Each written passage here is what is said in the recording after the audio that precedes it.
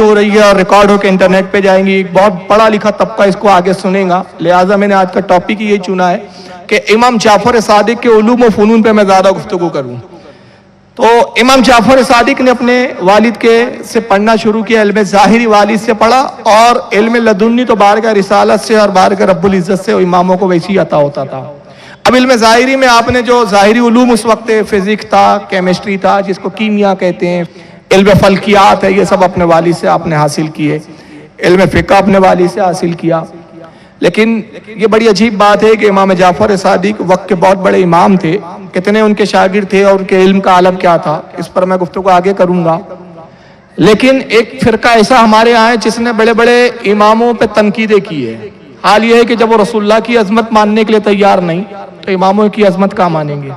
چنانچہ وہابیوں کے ایک بہت بڑے پیشوا اور امام گزرے جن کو وہابی جماعت خصوصاً غیر مقلدین نام نہاد اہل حدیث بہت بڑا وقت کا امام، بہت بڑا علامہ مولانا سمجھتے، جن کا نام ہے علامہ ابن تیمیہ۔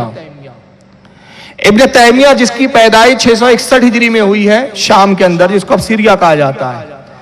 اس کے عقائد بڑے گندے تھے، اپنے گندے عقیدوں کی بنیاد پر ابن تیمیہ بہت بڑا عالم و محدث ہونے کے باوجود 3 بار جیل کی ہوا کھا چکا، اور تیسری بار ایسی جیل میں ڈالا گیا کہ اس کے ہاتھ جنازہ ہی نکلا، اس کی لاش ہی نکلی۔ 727 ہجری میں ابن تیمیہ کی جیل میں موت ہوئی۔ بڑے بڑے اماموں پہ تنقید کی، حضرت علی پر تنقید کی، فاروق اعظم پہ تنقید کی، صحابہ پہ تنقید کی۔ اس نے کتاب لکھی، اس کا نام ہے منہاج السنہ، کئی جلدوں میں ہے یہ کتاب۔ اب چونکہ اس پہ بھی موضوع ہمارے امام جعفر ہے، میں اسی پہ گفتگو کر رہا ہوں، ورنہ اس کتاب میں بہت اول فول باتیں بکی ہے اس نے۔ اس کتاب کے اندر اس نے جلد نمبر 7 ہے اور صفحہ 533 ہے، امام جعفر صادق پر تنقید کی اس نے۔ اور ابن تیمیہ تنقید کرتے ہوئے کہتا ہے کہ امام جعفر فقہ کے قواعد سے واقف نہیں تھے، یعنی علم فقہ جو ہوتا ہے نا، اس کے قاعدے اور اس کے قانون سے واقف نہیں تھے۔ بعض لوگوں نے ان سے حدیث روایت کی لیکن بہت تھوڑی۔ کہتے ہیں کہ مطلب کہنے کا مطلب اس کا یہ ہے کہ امام جعفر کہتے ہیں کہ علم حدیث میں بھی ناکارہ تھے، لہذا لوگ ان سے روایت نہیں کرتے تھے، اور کچھ لوگوں نے روایت بھی کی تو 2-4 حدیثیں کچھ ہی روایتی حدیث کی، اور ان کی حدیثوں پر شبہ تھا، یعنی وہ جو امام جعفر حدیث بیان کرتے تھے لوگ اس پہ شبہ کرتے تھے کہ سچ صحیح حدیث ہے کہ جھوٹ بول رہے ہیں، یعنی معاذ اللہ امام جعفر پہ جھوٹ کی بھی تہمت لگائی اس نے۔ اور پھر آگے کہتا ہے کہ امام بخاری نے ان سے حدیثیں نہیں لی۔ یہی وجہ ہے، ابن تیمیہ کہتا ہے کہ امام بخاری نے ایک حدیث بھی امام جعفر سے نہیں لی۔ امام بخاری بہت بڑے محدث ہے، ان کی محدثانہ صلاحیت پر ہمیں کوئی شبہ نہیں ہے، نام اس کا انکار کرتے، لیکن یہ دلیل ہے ابن تیمیہ کی، اور دلیل کیا ہے کہ امام بخاری جیسے محدث نے امام جعفر سے ایک حدیث بھی نہیں لی، تو ان کا حدیث نہ لینا اس بات کی دلیل ہے کہ امام جعفر صادق جو تھے وہ حدیث میں کمزور تھے، ضعیف راوی تھے، ان کی حدیثوں میں شبہ ہوتا تھا۔ اور آگے کہتا ہے کہ امام بخاری کو یہ خبر ملی یحییٰ بن سعید قطان سے کہ یحییٰ بن سعید قطان نے فرمایا کہ جعفر صادق جو ہے ان پر کذب کا طعن ہے۔ یہ محدث ہے یحییٰ بن سعید قطان، ان سے یہ امام بخاری کو خبر ملی، اس بنیاد پر امام بخاری نے امام جعفر سے حدیث لے لی۔ خبر یہ ملی کہ حضرت یحییٰ بن سعید قطان کہا کرتے تھے کہ امام جعفر پہ کذب کا طعن ہے، یعنی امام جعفر جھوٹی حدیثیں بیان کرتے ہیں۔ اور پھر ابن تیمیہ آگے کہتا ہے کہ اسی وجہ سے جو جھوٹ کی تہمت امام جعفر پر ہے وہ اور کسی پر نہیں، یعنی جتنے بڑے حدیث کے معاملے میں امام جعفر جھوٹے تھے، اتنا بڑا جھوٹا کوئی ہوا ہی نہیں ہے، معاذ اللہ، استغفر اللہ۔ اب بتائیے خاندان نبوت کے اتنے عظیم فرد اور رسول اللہ کے اتنے عظیم شہزادے، اور ابن تیمیہ اپنے آپ کو اتنے بڑے علامہ سمجھ رہے ہیں کہ ان کے کئی سو سال کے بعد آ رہے ہیں، تقریباً 500 سال کے بعد پیدا ہو رہے ہیں، اور 500 سال کے بعد وہ اپنے سے 500 سال پہلے کی شخصیت کو جھوٹا بھی قرار دے رہے ہیں، حدیث میں ناکارہ بھی قرار دے دیا، فقہ کے اصول نہیں جانتے تھے، فقہ کے قواعد نہیں معلوم تھے، ساری دنیا بھر کی انہوں نے تنقید کر دی، اور دلیل کے نام پر کوئی دلیل نہیں سوائے اس کے کہ امام بخاری نے حدیث نہیں لکھی۔ اب آئیے ابن تیمیہ کے اعتراضوں کا جواب دیتا ہوں، چونکہ غیر مقلدین نام نہاد اہل حدیث بہت بڑا علامہ سمجھتے ہیں۔ سب سے پہلی بات کہ اگر معاذ اللہ یہ مان لیا جائے کہ امام جعفر فقہ کے قواعد نہیں جانتے تھے، فقہ کے اصول نہیں معلوم تھے، علم فقہ میں کمزور تھے، تو ابن تیمیہ کو معلوم ہونا چاہیے کہ امام جعفر صادق وقت کے وہ امام تھے جن کے تقریباً 4000 شاگرد ہیں اس زمانے میں۔ کتنے شاگرد تھے آپ کے؟ 4000۔ تو وہ شاگرد ایسے نہیں تھے جیسے آج کے شاگرد اور آج کے استاد ہوتے، وہ 4000 شاگرد وہ تھے جو خود اپنے زمانے کے وقت کے امام ہوا کرتے تھے، वक्त के बड़े बड़े मुहद्दिस थे, बड़े बड़े मुहद्दिसों ने इमाम जाफर से पढ़ा। तो अगर इमाम जाफर फिका के उसूल से वाकिफ ना थे, फिका में कमजोर थे, तो 4000 उनके शागिर्द नहीं हो सकते थे। बताइए किसी जाहिल के शागिर्द होते हैं लोग, कि पढ़े लिखे आदमी के शागिर्द बनते हैं? बोलिए, पढ़े लिखे के ना। 4000 शागिर्द थे, उनके नाम बहुत सारों के किताबों में लिखे गए। अब 4000 नाम तो मैं सुना नहीं सकता आपको, और इस वक्त मेरे पास उतने नाम भी नहीं है, लेकिन मैं 10 बहुत बड़े इमामों के नाम सुना रहा हूं, जिनमें से शायद आप कुछ के नाम जानते होंगे, कुछ के नहीं जानते, लेकिन पढ़ा लिखा अहले इल्म तबका इन नामों से वाकिफ है। ये उनके लिए है कि 10 में इमामों के नाम चला रहा हूं जो इमाम जाफर सादिक के शागिर्दों में, जिसमें एक इसाक इब्न अम्मार है, ये भी बहुत बड़े वक्त के मुहद्दिस है। साबित बिन दीनार है। हजरत सुफियान सौरी है, ये अपने जमाने के कूफा के बहुत बड़े मुहद्दिस थे। सुफियान सौरी ये इमाम जाफर सादिक के शागिर्द है। हजरत सुफियान बिन उयैना है, ये इमाम बुखारी के शेख में है, इमाम बुखारी के उस्ताद के उस्तादों में। तो सुफियान बिन उयैना भी है जो है, ये भी इमाम जाफर सादिक के शागिर्दों में। हजरत फुजैल बिन अयाज, ये भी इमाम जाफर सादिक के भी शागिर्दों में, बहुत बड़े फकीह भी है, बहुत बड़े मुहद्दिस भी है, बहुत बड़े आलिम भी है। इसी तरह हातिम बिन इस्माइल और जाबिर बिन हय्यान। जाबिर बिन हय्यान का तो आलम यह है कि इसे फादर ऑफ केमिस्ट्री कहा गया है, इल्म कीमिया का फादर ऑफ केमिस्ट्री कहा गया। इसको अंग्रेजों ने दिया। और ये कौन है फादर ऑफ केमिस्ट्री जो कहलाते हैं? इमाम जाफर सादिक के शागिर्द है जाबिर बिन हय्यान, शोबा इब्न हिजाज। और आखिरी 2 नाम सुन लीजिए, ये 8 हो गए, अब 2 सुन लीजिए। इमाम जाफर के शागिर्दों में इमाम मालिक और इमाम आजम अबू हनीफा रदियल्लाहु ताला। अब बताइए, इमाम मालिक जैसा वक्त का फकीह जिसका शागिर्द हो, इमाम आजम अबू हनीफा जिसका शागिर्द हो, वो कितना बड़ा इल्म फिका का जानने वाला और माहिर होगा। मगर इब्न तैमिया की कम इल्म देखिए, कहता है कि इमाम जाफर को इल्म फिका ही नहीं आता था, उनको इल्म फिका के उसूल तक नहीं मालूम थे। और इमाम अबू हनीफा ने कितने साल पढ़ा मालूम है आपको? बहुत ज्यादा नहीं पढ़ा, सिर्फ 2 साल। कितने साल पढ़ा? 2 साल पढ़ा इमाम अबू हनीफा ने इमाम जाफर सादिक की खिदमत में रहकर। जब आए थे कूफा से तो नोमान कहलाते थे। नाम क्या था अबू हनीफा का? नोमान इब्न साबित। आए तो नोमान कहलाते थे। कूफा से आए मदीने में, इमाम जाफर से पढ़ा, और पढ़कर जब मदीने से कूफा लौटे तो अब नोमान नहीं थे, बल्कि वक्त के इमाम आजम थे।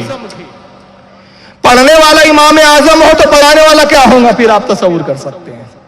अब किसी ने उस वक्त पूछा कि जब इमाम अबू हनीफा की उम्र 60, 65, 70 साल के करीब हो चुकी थी, बाल दाढ़ी के सफेद हो चुके हैं, सर के बाल सफेद हो चुके हैं। एक शख्स ने आपसे सवाल किया कि अबू हनीफा आपकी उम्र इस वक्त कितनी है? इमाम अबू हनीफा ने फरमाया, जानते हो मेरी उम्र कितनी है? मेरी उम्र सिर्फ 2 साल है। कितनी है? 2 साल। तो वो पूछने वाले ने बड़े ताज्जुब से कहा कि इमाम, आप वक्त के इमाम हो के मजाक करते हैं, झूठ बोलते हैं, आपको ज़ेब नहीं देता कि इस तरह मजाक करे और झूठ बोले? आपकी उम्र 2 साल है, दाढ़ी के बाल पक चुके हैं, भौं के बाल पक चुके हैं, सर के बाल सफेद हो चुके हैं, और आप कहते हैं मेरी उम्र 2 साल है। तो इमाम आज़म अबू हनीफा जज्बे में आए, आप पर एक रूहानी कैफियत तारी हुई, आंखों में नमी और आंसू आ गए। फरमाया, शख्स मैं झूठ नहीं कहता, मेरी उम्र वाकई 2 साल है। जो 2 साल मैंने इमाम जाफर सादिक की सोहबत में गुजारे, मेरी जिंदगी का असल वही हासिल है, बाकी उम्र तो मैंने ऐसे ही गुजार दी है। अब 2 साल पढ़ने का नतीजा यह है कि इमाम आजम बने हैं, तो अगर और जिंदगी भर पढ़ते तो क्या आलम होता।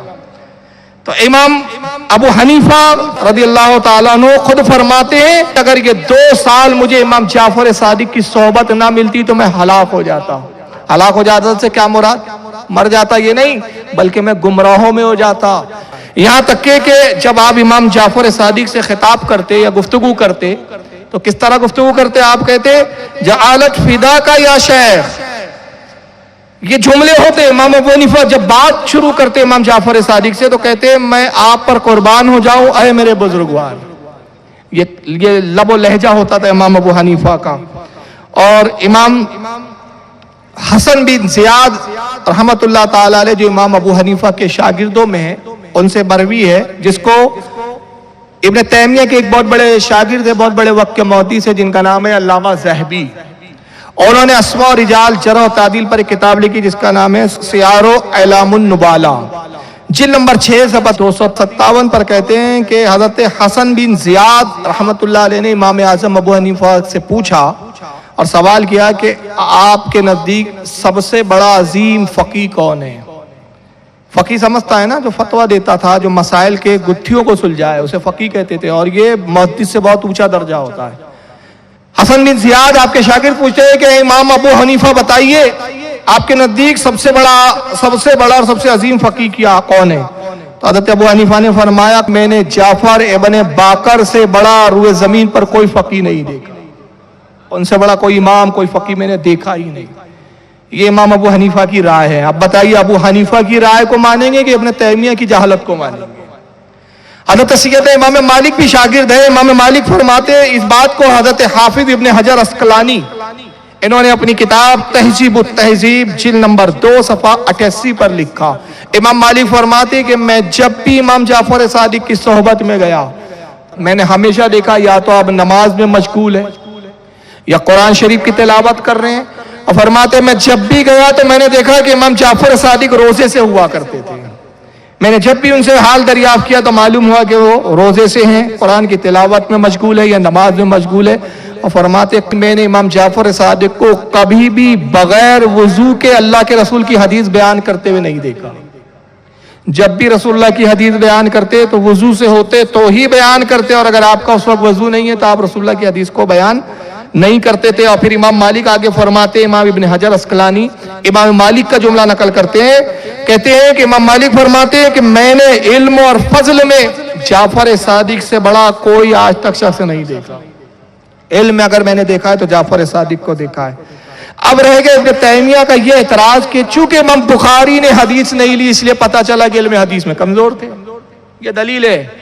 तो इब्न तैमिया तो अब खैर मर चुके हैं, उनके मानने वालों की नॉलेज के लिए मैं बता दूं कि ये कोई उसूल नहीं है कि जिससे इमाम बुखारी हदीस ना ले तो वो इल्म हदीस में कमज़ोर हो जाए। अगर यही आपके नज़दीक उसूल है कि अगर किसी से हदीस ना ली जाए तो वो हदीस में नाकारा है, हदीस में कमज़ोर है, या उसकी मरवियात में, उसकी रिवायत में शुबा है, तो फिर आइए मैं चंद बातें अर्ज़ कर रहा हूँ कि इमाम बुखारी शाफई मज़हब के मानने वाले थे। किस मज़हब के पैरोकार थे?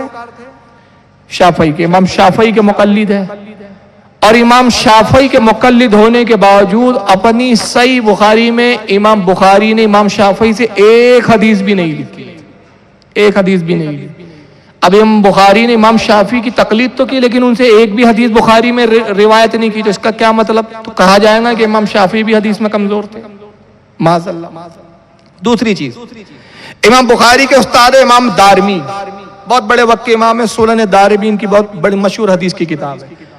इमाम दारमी से इमाम बुखारी ने पढ़ा, हदीसें सुनी, मगर अपनी सही बुखारी में इमाम दारमी से एक हदीस भी नकल नहीं की। तो अब यहां भी आप क्या इल्जाम देंगे कि इमाम दारमी भी हदीस में कमजोर थे और मुहद्दिस नहीं थे? फिर आइए, इमाम मुस्लिम ने इमाम बुखारी से पढ़ा, इमाम मुस्लिम शागिर्द है इमाम बुखारी रहमतुल्लाह अलैह के, लेकिन जब इमाम मुस्लिम ने अपनी सही मुस्लिम लिखी तो सही मुस्लिम में एक हदीस भी इमाम बुखारी से नहीं लिखी। अब बताइए, इमाम मुस्लिम शागिर्द होने के बावजूद इमाम बुखारी से एक हदीस भी रिवायत नहीं ले रहे हैं, तो इसका मतलब क्या? अब क्या कहा जाएगा कि इमाम बुखारी भी हदीस में कमजोर थे, इमाम बुखारी भी हदीस में नाकारा थे। फिर इमाम अबू दाऊद ने इमाम बुखारी से एक हदीस नहीं ली, हालांकि इमाम अबू दाऊद भी इमाम बुखारी के शागिर्दों में है। और अगर हदीसों की तादाद की बुनियाद पर बात करें, इब्न तैमिया ने कहा कि इमाम जाफर से लोगों ने हदीस भी ली तो बहुत थोड़ी ली, यानी थोड़ी ली इससे पता चला कि ज्यादा नहीं ली, तो मतलब वो हदीसों में कमजोर थे, इल्म हदीस पे महारत नहीं थी इमाम जाफर की। तो थोड़ी लेना अगर किसी के इल्म हदीस में कमजोरी की दलील है तो इब्न तैमिया को मालूम होना चाहिए कि हजरत सैयदना अबू बकर सिद्दीक, हजरत उमर फारूक, हजरत उस्मान गनी और खुद हजरत अली, चारों की हदीसें मिलाकर एक तरफ रख दी और अबू हुरैरा की हदीसों की तादाद एक तरफ देखिए तो किसकी तादाद ज्यादा है? अबू हुरैरा की।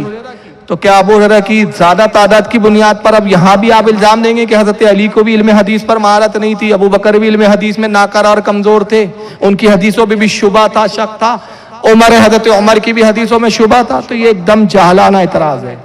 अब रह गया कि इमाम जाफर पे किस्म की तोहमत लगाना इब्न तैमिया का, कि इब्न तैमिया ने कहा कि इमाम जाफर सादिक पर किस्म का तान है, यानी लोगों ने उनको झूठा करार दिया। ये खुद इब्न तैमिया का बहुत बड़ा झूठ है। इब्न तैमिया इल्जाम लगा रहे हैं कि इमाम जाफर पे झूठ की तोहमत लगाई गई। ये तोहमत किसी ने नहीं लगाई, इसके लिए एक भी दलील इब्न तैमिया ने अपनी किताब मिन्हाजुस सुन्नह में नकल नहीं की, बस हवाई बातें की। पता चला कि जब वहाबियों के बड़े बड़े मुल्ला ऐसी हवाई बातें करते तो आज वहाबी अगर हवाई बातें करे तो क्या ताज्जुब की बात है। ایک دلیل بھی نہیں دی اس نے. گویا کہ اس نے خود یہ جھوٹ گڑا کہ امام جعفر پہ جھوٹ کا تان ہے. حالانکہ آپ اسماء و رجال کی کتابیں دیکھیں گے بڑے بڑے اماموں کی امام جعفر صادق کے بارے میں رائے کیا ہے. میں چند رائے پیش کر رہا ہوں ورنہ ایک لمبا سلسلہ ہے. امام شافعی رحمۃ اللہ علیہ امام جعفر صادق کے بارے میں فرماتے ہیں کہ جعفر صادق ثقہ ہے یعنی سچے راوی ہے, ان سے جھوٹ ثابت نہیں. یحییٰ ابن معین یہ امام بخاری کے استاد ہے, امام بخاری نے ان سے بڑی حدیثیں لی کثرت سے. یحییٰ ابن معین کہتے ہیں کہ جعفر صادق ثقہ اور مامون ہے, یعنی ان کی حدیثیں محفوظ ہے اور یہ سچے راویوں میں. حضرت امام ابن ابو حاتم, بلکہ امام ابو حاتم تو ایک ایسا پیارا جملہ کہتے لوگوں امام جعفر صادق کے بارے میں کچھ پوچھا ہی مت کرا کرو. کیا مطلب؟ یعنی امام جعفر سے جو حدیث آ جائے تب اس کی تحقیق کی ضرورت ہی نہیں, امام جعفر صادق کا نام ہی آنا اس حدیث کے صحیح ہونے کی دلیل ہے. یہ حضرت امام ابو حاتم جو بہت بڑے محدث ہے, یہ بھی امام بخاری کے شیخ میں ہیں, یہ ان کی رائے ہے.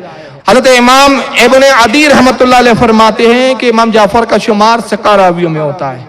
اللہ کے رسول کی حدیث ہے جس کے راوی حضرت جبیر ابن مطعم رضی اللہ تعالیٰ عنہ بڑے جلیل و قدر صحابی ہے. الصواعق المحرقہ میں امام ابن حجر المکی الحتمی الشافعی رحمۃ اللہ علیہ صفحہ 232 پر یہ حدیث لکھتے ہیں. امام شافعی نے بھی اس کو لکھا, امام احمد نے بھی اس حدیث کو اپنی مسند میں لایا, امام بہقی نے بھی اس کو نقل کیا. حدیث کے الفاظ یہ ہے کہ عن جبیر ابن مطعم رضی اللہ تعالیٰ عنہ قال قال رسول اللہ صلی اللہ علیہ وسلم, حضرت جبیر بن مطعم کہتے ہیں کہ میں نے اللہ کے رسول صلی اللہ علیہ وسلم کو کہتے ہوئے سنا کہ آقا نے ارشاد فرمایا, یا ایھا الناس لا تتقدموا قریشا فتہلکوا. آقا نے کہا اے لوگو قریش سے آگے نہ بڑھو. قریش حضور کے خاندان کو کہا جاتا ہے. حضور کا خاندان کا کیا نام ہے؟ قبیلہ قریش. حضور نے کہا میرے خاندان والوں سے آگے نہ بڑھو ورنہ کیا ہوں گا, ہلاک ہو جاؤں گے, برباد ہو جاؤں گے. میرے اہل بیت سے میرے خاندان والوں سے آگے مت بڑھو. ولا تعلموها وتعلموا منها فإنهم عالموا منكم. آقا نے فرمایا سنو, اہل بیت سے علم حاصل کرو, انہیں سکھاؤ نہیں, ان کو پڑھاؤ نہیں, اس لیے کہ علم میں وہ تم سے بہت زیادہ جانتے ہیں. اہل بیت سے سیکھو, اہل بیت کو سکھاؤ. سیکھنے کا حکم دیا, سکھانے کا حکم نہیں دیا. اب بتائیے اللہ کے رسول کی سری حدیث ہے کہ اہل بیت تم سے زیادہ جانتے ہیں, ان کو تم سے زیادہ حدیثوں کی معرفت ہے, تم سے زیادہ علم رکھتے ہیں, تو تم اپنا علم ان پر مت ظاہر کرو بلکہ ان کے علم سے استفادہ کرو, ان کے علم سے فائدہ اٹھاؤ. چنانچہ یہی وجہ ہے کہ محدثین کا اس پر اتفاق ہے. میں ایک بڑی پیاری حدیث پیش کر رہا ہوں اس کے ثبوت میں کہ محدثین کا اس پر اتفاق ہے کہ جس حدیث کی سند میں اہل بیت آ جائے, حدیث کے دو حصے ہوتے ہیں, ایک ہوتا ہے سند اور ایک ہوتا ہے متن. سند کیا ہوتی ہے؟ سند اسے کہتے ہیں جسے حدیث یوں لکھی جاتی ہے حدثنا عن فلاں عن فلاں عن فلاں عن فلاں قال رسول اللہ. محدث کہتا ہے میں نے حدیث سنی فلاں شخص سے, فلاں صاحب نے ان سے سنا, انہوں نے ان سے سنا, انہوں نے صحابی سے سنا, صحابی نے رسول اللہ سے سنا. تو یہ جتنے نام آتے ہیں انہوں نے ان سے سنا, اسے کہتے ہیں سند. اور پھر آگے آتا ہے اللہ کے رسول نے ارشاد فرمایا. اب جو حضور کا ارشاد آ رہا ہے وہ ہے متن, متن حدیث. تو یہ دو حصے ہوتے ہیں حدیث کا, ایک ہوتی ہے سند, ایک ہوتی ہے متن حدیث. تو علماء کا اتفاق ہے کہ جس سند میں اہل بیت کے راوی ہو, یعنی سننے والا بھی نبی کے خاندان والا, جس سے سنا وہ بھی حضور کے خاندان والا, اس نے جس سے سنا وہ بھی حضور کے خاندان والا, اور یہ پوری کڑی رسول اللہ تک ملے, تو فرماتے اس سے زیادہ عمدہ کوئی سند ہو ہی نہیں سکتی, اس سے بہتر کوئی حدیث کی سند ہو ہی نہیں سکتی, اس حدیث پر شبہ کیا ہی نہیں جا سکتا. چنانچہ اس سند کی فضیلت کیا ہے, میں ایک حدیث آپ کے سامنے پیش کر رہا ہوں. حضرت امام علی رضا رضی اللہ تعالیٰ عنہ, یہ امام جعفر صادق کے پوتے ہیں. امام جعفر صادق کے کون ہیں؟ پوتے ہیں. امام جعفر کے بیٹے ہیں حضرت موسیٰ کاظم, اب موسیٰ کاظم کے بیٹے ہیں حضرت علی رضا. یہ بہت حسین و جمیل تھے, بڑے خوبصورت تھے. آپ نیشاپور آتے ہیں, بڑے بڑے اس وقت محدث نیشاپور میں مقیم تھے, بڑے بڑے عالم محدث نیشاپور میں قیام ان کا اس وقت ہوا کرتا تھا. جب آپ نیشاپور میں داخل ہوئے تو ان لوگوں کو اور محدثین علماء کو پتا چلا کہ حضرت امام علی رضا آئے ہوئے ہیں. تو بڑے بڑے وقت کے محدثین کا ہجوم آپ کے ارد گرد لگ گیا. اور اس وقت بہت بڑے بڑے امام تھے، جن میں سے میں چند کے نام لکھ رہا ہوں. یحییٰ بن یحییٰ، یہ سب امام بخاری کے مشائخ اور شیخ میں ہیں. احمد بن حرب، محمد بن رافع، اسحاق بن روحیہ، ابو زرع رازی، ابن اسلم توسی، یہ وقت کے بڑے بڑے محدث تھے. یہ آگے بڑھے اور انہوں نے امام علی رضا کے اونٹ کی لگام کو تھام لیا، اور پھر علماء نے چاروں طرف سے گھیر لیا. ایک ہجوم ہو گیا، ہزاروں لوگوں کا ہجوم ہو گیا، اور سارے علماء اور محدثین آپ سے گزارش کرنے لگے کہ خدا کے واسطے پردہ ہٹا کے اپنے چہرے زیبا کی زیارت کروا دیجیے. بہت اصرار کیا، آپ پردے کے اندر سے فرماتے رہے کہ تمہیں جو کچھ مجھ سے گفتگو کرنا ہے کر لو، میرا چہرہ نہ دیکھو. انہوں نے جب اصرار کیا، جیسی آپ نے پردہ ہٹایا، حسن کی روشنی تابانی کا یہ عالم تھا، تابناکی کا، کہ جیسی چہرے پر لوگوں کی نظر پڑی، لوگوں نے اپنے کپڑے پھاڑنے شروع کر دیے. قسم خدا کی ایسا حسین چہرہ ہم نے نہیں دیکھا، ہم شبیہ رسول اللہ تھے. پھر علماء نے اصرار کیا کہ آپ وہ حدیث بیان کریں جس کے سارے راوی آپ کے جد کریم ہوں، یعنی جس کے سارے راوی کون ہو؟ آپ ہی کے خاندان کے لوگ ہوں. اس میں کوئی راوی ایسا نہ آیا ہو جو غیر اہل بیت سے ہو. جب اصرار ہوا تو حضرت امام علی رضا نے حدیث بیان شروع کی. اب میں سند پڑھ رہا ہوں جو حدیث ہے، پھر کہاں کا یہ کتابوں میں آئی، حوالے بعد میں دیے جائیں گے. امام علی رضا کہتے ہیں ہم نے حدیث سنی اپنے والد سے. کس سے؟ والد سے مراد یہاں موسیٰ کاظم سے. انہوں نے سنا جعفر ابن محمد اپنے والد سے. حضرت امام جعفر نے اپنے والد سے سنا یعنی امام باقر سے. امام باقر نے سنا علی بن حسین یعنی امام زین العابدین سے. اور حضرت امام زین العابدین نے اپنے والد سے سنا امام حسین سے. اور حضرت امام حسین نے سنا علی ابن ابی طالب سے. اور حضرت علی کہتے ہیں کہ میں نے سنا اللہ کے رسول صلی اللہ تعالی علیہ وسلم سے.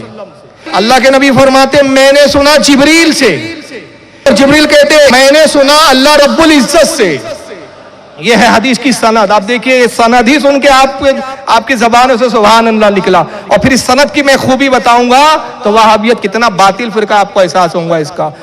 انہوں نے امام علی رضا نے سند بیان کی کہ میں نے اپنے والد موسیٰ کاظم سے سنا. حضرت موسیٰ کاظم نے اپنے والد امام جعفر صادق سے سنا. امام جعفر صادق نے اپنے والد امام باقر سے سنا. امام باقر نے اپنے والد امام زین العابدین سے سنا. امام زین العابدین نے اپنے والد امام حسین سے سنا. امام حسین نے اپنے والد حضرت علی سے سنا. حضرت علی نے رسول اللہ سے سنا. رسول اللہ کہتے ہیں میں نے جبریل سے سنا. جبریل کہتے ہیں میں نے اللہ پروردگار عالم سے سنا. بے شک اللہ نے ارشاد فرمایا لا الہ الا اللہ حسنی. اللہ فرماتا ہے کہ لا الہ جو کلمہ ہے یہ میرا قلعہ ہے. اللہ فرما رہا ہے کہ لا الہ الا اللہ کیا ہے؟ کلمہ طیبہ لا الہ الا اللہ محمد رسول اللہ یہ میرا قلعہ ہے. فمن قالها دخل حسنی. جس نے اس کلمے کو کہا اور اقرار کیا، دل و جان سے، زبان سے کہا، دل سے قبول کیا، وہ میرے قلعے میں داخل ہو گیا. اللہ فرماتا ہے لا الہ الا اللہ میرا قلعہ ہے. جس نے اس کو پڑھا، جس نے کہا اور اقرار کیا، دل سے مان لیا، وہ میرے قلعے میں داخل ہوا. وَمَن دَخَلَ حِصْنِي أَمَنَ مِنْ عَذَابِي. اور جو میرے قلعے میں داخل ہو گیا اس نے میرے عذاب سے امان پا لی. اب یہ حدیث تو یہاں مکمل ہو گئی. محدثین فرماتے کہ جب آپ نے یہ حدیث بیان کی لوگوں کی چیخیں نکل گئی، اور اس وقت جتنے لوگ قلم اور دواسید حدیث کو لکھ رہے تھے ان کی تعداد شمار کی گئی تو تقریباً 20,000 محدثین تھے جو اس حدیث کی روایت کو نقل کر رہے تھے. 20,000 لوگوں نے اس وقت اس حدیث کو حضرت امام علی رضا سے سن کر نقل کیا، اور وہ خود اس حدیث کے راویوں میں شمار ہوئے گویا. اب اس کو لکھا کس نے؟ پہلے حوالے سن لیں، پھر اس کے بعد میں ایک بڑی پیاری بات عرض کروں گا. اس حدیث کو امام دہلوی نے مسند الفردوس میں لایا. امام ابن عساکر نے تاریخ دمشق الکبیر جلد 5 صفحہ 463 پہ لکھا. امام مناوی نے فیض القدیر جلد 4 صفحہ 489 پہ لکھا. امام اجلونی نے کشف الخفا جلد 1 صفحہ 22 پہ لکھا. امام حاکم نے تاریخ نیشاپور میں لکھا. اور اسی حدیث کو امام ابن ماجہ نے، اب یہ سیاہ ستہ کے اندر ہے امام ابن ماجہ کی سنن، انہوں نے کچھ الفاظوں کے تھوڑے سے ہیر پھیر کے ساتھ اپنی سنن میں جلد نمبر 1 صفحہ 25 حدیث نمبر 65 پہ لکھا. خطیب بغدادی نے تاریخ بغداد جلد 5 صفحہ 418 پر لکھا. اور بھی محدثین نے اس کو لکھا. اب یہ جو سند ہے इमाम अली रजा कहते हैं मैंने अपने वालिद मूसा काजिम से सुना, मूसा काजिम कहते हैं मैंने अपने वालिद इमाम जाफर से सुना, इमाम जाफर कहते हैं मैंने अपने वालिद इमाम बाकर से सुना, इमाम बाकर कहते हैं मैंने अपने वालिद इमाम ज़ैनुल आबिदीन से सुना, इमाम ज़ैनुल आबिदीन कहते हैं मैंने अपने वालिद इमाम हुसैन से सुना, इमाम हुसैन कहते हैं मैंने अपने वालिद अली से सुना, मौला कायनात कहते हैं मैंने रसूलुल्लाह से सुना, रसूलुल्लाह कहते हैं मैंने जिब्रील से, जिब्रील कहते हैं मैंने खुदा से। अब ये जो सनद है इसकी खासियत क्या है? इमाम इब्ने माजा, इमाम अहमद, खतीब बगदादी, बल्कि कसीर उलमा की तादाद, इमाम कुशैरी, बड़े बड़े इमाम फरमाते हैं ला कुरिया हाज़ल इस्नादो अला मजनूनिन ला बरा, कहते हैं ये वो आला सनद है कि अगर किसी पागल के कान में सुना दी जाए तो अल्लाह ताला उसको शिफा अता फरमा दे। सिर्फ ये सनद अगर उसके कान में पढ़ दी जाए तो अल्लाह ताला उसको पागलपन से नजात अता फरमा दे। पता चला कि ये नामों की बरकत ये है कि किसके कानों में पहुंच जाए और वो मोहब्बत से सुन ले, जुनून दूर हो जाए, और जो इन नामों से नफरत करे अच्छा हो तो पागल हो जाए। हर चीज का एक्शन का रिएक्शन होता है ना, ये वो सनद है। इमाम अब्दुर्रहमान बिन अबू हातिम राजी बहुत बड़े जरा तादील के इमाम है, इमाम बुखारी के शेख में, वो फरमाते कि मैं मुल्क शाम में गया, सफर में था मुल्क शाम में, मैंने देखा कि एक शख्स मिर्गी के दौरा में मुब्तला है, उसको मिर्गी का दौरा पड़ गया, लोग चप्पल सुंगा रहे हैं, कोई जूता सुंगा रहा है जैसे मिर्गी वाले के साथ करते हैं, कोई पानी के छींटे दे रहा है। आपने फरमाया हटो, इससे कुछ नहीं होने वाला। हज़रत इमाम अब्दुर्रहमान इब्ने अबू हातिम गए और कान में कुछ जुमले कहे, उसकी मिर्गी हमेशा के लिए दूर हो गई। लोगों ने कहा अबू हातिम आपने क्या कहा? कसम खुदा की मैंने वही सनद पढ़ दी जिसके बारे में मुहद्दिसीन कहते हैं मजनू को सुना दी जाए, पागल को सुना दी जाए तो अल्लाह उसको नजात और शिफा अता फरमा दे। इमाम अबुल कासिम कुशैरी रहमतुल्लाह अलैह, ये बहुत बड़े मुहद्दिस और इमाम हैं। इमाम कुशैरी रहमतुल्लाह अलैह फरमाते हैं कि वो मुहद्दिसीन जिन्होंने इस हदीस को खुद अपने कानों से हज़रत इमाम अली रज़ा से सुना था, जब उनका इंतकाल हुआ तो बाद मुहद्दिसीन ने ये वसीयत की कि इस सनद को आब ज़र से लिखा जाए। आब ज़र समझते है ना, सोने के पानी से, सोने के पानी से लिखो और जब हम मर जाए तो कफन में हमारे साथ रख देना। इससे पता चला कि सजरा रखना ये बुजुर्गों की सुन्नत है। इसलिए कब्र में सजरे में क्या होता है, बुजुर्गों के नाम ही तो होते हैं ना। उन्होंने वसीयत की। इमाम अबुल कासिम कुशैरी रहमतुल्लाह अलैह फरमाते हैं कि बाज़ मुहद्दिसीन ने जिन्होंने ये हदीस इमाम अली रज़ा से अपने कानों से सुनी थी नेशापुर में, वसीयत की कि इस हदीस को, इस सनद को आब-ए-ज़र सोने के पानी से लिखा जाए और जब हमारा इंतकाल हो हमारे कफन में रख दिया जाए। इमाम अबुल कासिम कुशैरी फरमाते वसीयत के मुताबिक वैसा ही किया गया। तो बाज़ को ख्वाब में देखा गया कि जन्नत की सैर कर रहे हैं। पूछा गया कि अल्लाह ने आपके साथ क्या मामला किया? तो उन्होंने कहा कि अल्लाह ताला ने इस सनद के तुफैल और इसकी बरकतों से हमें अपने अमन के किले में दाखिल कर दिया और हमें बख्श दिया। अब बताइए इस सनद में एक रावी कौन है? हज़रत अली रज़ा कह रहे हैं मैंने सुना अपने वालिद मूसा काजिम से। मूसा काजिम कहते हैं मैंने सुना इमाम जाफर सादिक से। इमाम जाफर भी इसमें रावी है या नहीं? इमाम जाफर अगर कमजोर और ज़ईफ होते तो इस सनद में ये फजीलत होती नहीं होती, इस सनद की तासीर होती, ये आला दर्जे की सनद कहलाती। क्या 20,000 मुहद्दिसीन इस हदीस को, इसकी सनद को नकल करते? क्या इस सनद को लिखकर अपने कफन में कब्र के साथ रखने की वसीयत करते? तो कितनी बड़ी जहालत है इब्न तैमिया की। वो कहते हैं कि इमाम जाफर सादिक इल्म हदीस में कमजोर है और उन पर झूठ की तोहमत है माज़अल्लाह। तो ये तो एक बहुत बड़ा इल्जाम है। बल्कि इमाम जाफर को अल्लाह ताला ने जो इल्म दिया, आप खुद फरमाते, इसको अल्लामा दमेरी ने हयातुल हैवान में लिखा, मिरातुल असरार के अंदर हज़रत अब्दुर्रहमान चिश्ती रहमतुल्लाह अलैह ने लिखा, और इसको और भी उलमा में जैसे इमाम अब्दुर्रहमान जामी रहमतुल्लाह अलैह ने शवाहिदुन नुब्वत अपनी किताब सफ़ा 327 पर लिखा कि इमाम जाफर फरमाते लोगों अल्लाह ने हमें दो तरह का इल्म दिया। एक इल्म जो हम तुम पर जाहिर करते हैं और एक इल्म वो है कि जो हम तुम पर जाहिर नहीं करते, वो अहले बैत का असला है, हथियार है। हम वो इल्म तुम पे जाहिर नहीं करते। और अल्लाह ने हमें एक किताब दी जिसका नाम जफर है। क्या नाम है इस किताब का? जफर। पूछा गया है कि इमाम जाफर सादिक की किताब आपको, आप अहले बैत को कैसे मिली? कहा कि अल्लाह ने रसूलुल्लाह को अता फरमाई रसूलुल्लाह ने अली को ये किताब लिखवाई। कसम खुदा की कयामत तक जो कुछ होने वाला है, जो कुछ हो चुका, हर चीज का जिक्र उस किताब में मौजूद है। हत्ता कि कयामत तक जो चीजें पैदा होंगी उनके नाम तक उस किताब में दर्ज कर दिए गए। यानी अगर आज कंप्यूटर ईजाद हो रहा है तो उस किताब में लफ्ज कंप्यूटर भी मौजूद है। मोबाइल आज की ईजाद है, उसमें मौजूद है। तो ये उलूम व फ़नून थे इमाम जाफर सादिक की। सब्सक्राइब करें कादिर रजा इस्लामिक चैनल को, लाइक करें एंड शेयर करें।